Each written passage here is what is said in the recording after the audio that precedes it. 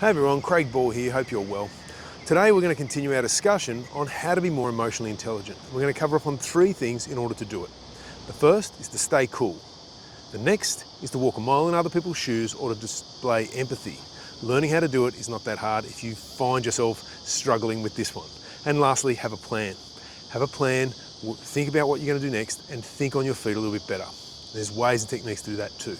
The first one is to be cool. Now, the old saying, hey man, be cool. We all associate that with being more relaxed, but how do you achieve it? Well, affecting your environment is a very quick and easy and simple way, especially when the weather's a little bit hot. I currently find myself on a very hot day presenting under a tree. I'm lucky enough to find that.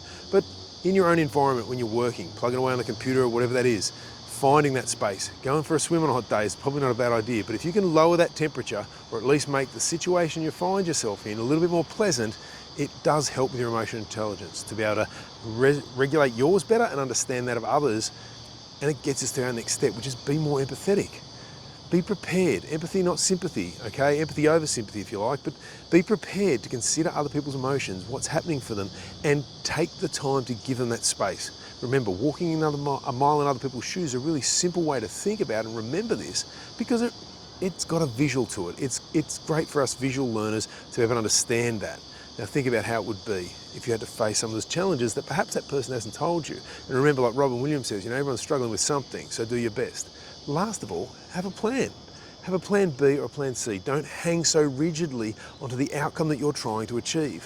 Think about, if need be, what will satisfy your need to get something done. Is getting half of the job done by this person adequate and enough to make you happy? It has to be if that's a reality, but you need to prepare yourself. Now, I do a lot of stuff in my program and in my book about two types of thinking, strategic and tactical. Tactical is what you do in the moment, but you need to think strategically to be able to work tactically much better. Okay, so just remember that having a plan is going to get you there. That's our emotional intelligence lessons for today. Remember, stay cool, have a plan B, walk a mile in other people's shoes. Give them that time, give them that space, because sooner or later, it's going to come back and sort you out when you're struggling. Thanks a lot. Bye.